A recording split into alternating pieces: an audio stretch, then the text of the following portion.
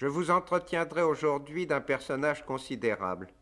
Il connaît de son vivant une telle renommée, il passe pour avoir acquis dans l'art des vers une telle maîtrise, que tous les poètes notables de l'Europe occidentale sollicitent ses conseils avec humilité. Tant de gloire, cependant, ne l'engage pas à s'enorgueillir.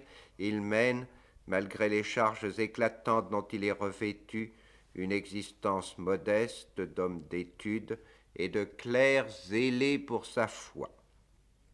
Jean Molinet voit le jour à Dèvres, dans le Boulonnais, en 1435. Il suit les cours de l'Université de Paris, où il devient aussi habile dans les exercices de la scolastique que dans les disciplines nouvelles inaugurées par les premiers humanistes. Il a la bonne fortune d'être choisi comme secrétaire et confident par Sir Georges Châtelain, l'auteur du Miroir de mort dont je vous ai entretenu précédemment. Guidé par cet excellent précepteur, il apprend d'une part les difficiles procédés techniques de la seconde rhétorique, et d'autre part il s'attache à tenir registre des principaux événements de son temps pour en tirer une sorte de substantielle moelle historique.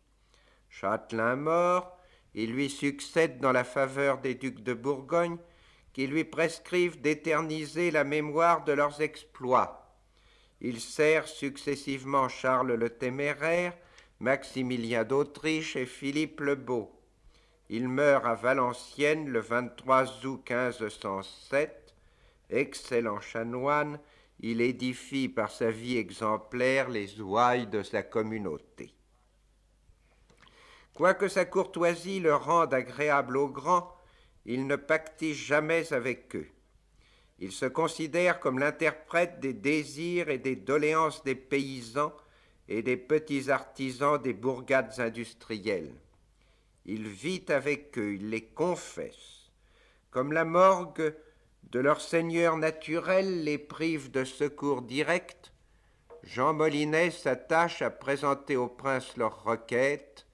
Il est l'avocat dévoué, désintéressé, disert des pauvres gens. À la différence des autres poètes du XVe siècle, il ne cherche pas dans la contemplation de la mort un thème commode d'oraison. La mort, il la voit sous son aspect le plus artificieux et le plus cruel, telle qu'elle apparaît aux faibles qui ne peuvent se défendre contre ses entreprises. Il ne compose ni miroir de mort, ni danse macabre, mais dans ses poèmes savamment rimés résonnent les plaintives clameurs des milliers d'innocents que les désastres de la guerre poussent au désespoir. Ce n'est pas à dire que Jean Molinet renonce à user des procédés esthétiques qu'affectionne son siècle. Il n'y songe pas. Il possède, avec une virtuosité que lui envient ses contemporains, le talent d'animer de somptueuses allégories et de leur inspirer une fervente vie réelle. En 1475, âgé d'environ 40 ans, il invente un long poème consacré à maudire les combats qu'il intitule le Temple de Mars. Celui-ci est à ses yeux une sorte de vaste sanctuaire profane où les instruments et les rites de la religion catholique sont atrocement parodiés. Entrons, si vous voulez, à la suite de Molinet, dans ce réceptacle monumental de l'horreur. Nous y sommes accueillis par des hurlements polémiques, des détonations d'artillerie et des aspersions sanglantes. Le chant de ce temple est alarme. Les cloches sont grosses bombardes, l'eau bénite est sang et larmes, les processions avant-garde et l'encens poudre de canon. Dans le temple de Mars, on ne célèbre pas des triomphes, mais on étale sans pudeur tous les inconvénients, toutes les plaies de la chair navrée. Certes, les administrateurs de l'infirmerie que comprend ce temple mettent leur point d'honneur à circonvenir les blessés qu'ils traitent de tous les prestiges d'une propreté méticuleuse. Mais tant de lumière ne console pas les patients. Ils sont peu rades, c'est-à-dire que leur vaillant juvénile les a quittés. Les généraux qui les ont commandés les dédaignent maintenant. Ils ne leur envoient pas d'ambassade pour s'informer de leur état. Seules quelques vieilles femmes, assises à leur chevet, gémissent sur leur sort. Ils n'ont plus de glaive à la main, ni sur la tête ce casque rond que l'on nomme salade. Au clos de Mars, plus luisant que cristal est l'hôpital où couche main malade. L'un plaint son bras, son membre capital, son corps total. L'autre, dur que métal, gît là, brutal, sans glaive et sans salade. L'un est peurade, et l'autre est mat et fade, sans ambassade, et pleure larmes deuil. Chacune vieille, à son tour, plaint son deuil. Du temple de Mars sort en grand arroi une sorte de monstre de dragon fuligineux, la guerre. Celle-ci est pourvue de vastes ailes de vautour qui lui permettent de faire avec une terrifiante rapidité le tour du monde. Le principal plaisir de cet animal énergumène est de multiplier les ruines. Tout édifice encore debout, qu'il soit couvert d'ardoises ou d'éteules, c'est-à-dire de chaume, excite sa jalousie. Il l'atterre et, dans un égalitarisme tragique, s'en prend à toutes les conditions humaines. Guerre jette feu par la gueule pour brûler châteaux et maisons. Celles sont couvertes d'éteules, jamais n'en échappe une seule qu'elle ne soit mise en tison. Prêtres, vierges et gentilshommes livrent à mort, sans crainte de Dieu. Où force règne, droit n'a lieu. Mais la guerre commet des cruautés plus grandes encore. Elle se plaît à effacer sur terre les dernières traces de l'âge d'or, tandis que les citadins, gâtés par un excès de confort, se complaisent dans leur mollesse et dans leurs vices précieux, subsistent aux champs des bergers qui se contentent de peu et mènent une vie innocente. Une sympathie intime les lie aux bêtes de leur troupeau. Ainsi correspondent-ils avec la nature tout entière. Or, la guerre déchaîne contre eux ces séides qui les privent de leurs moutons et de leurs taureaux, les réduisant à maudire leur destinée. Qui restaurera aux pauvres pastoureaux leurs gras taureaux et moutons dépouillés, que les soudards de ces gentils vassaux, faisant leurs sauts sur plantes et sur saules, par leurs assauts ont robés et pillés, heurtés, maillés, démontés, débillés, mangés, grillés.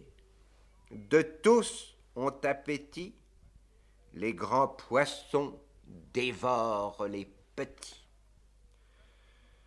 Je note cependant que même lorsqu'il frissonne de dégoût, Jean Molinet demeure un artiste sensible au spectacle de la destruction, à cette espèce de pittoresque bizarre qu'offrent aux curieux les découpures baroques des édifices endommagés.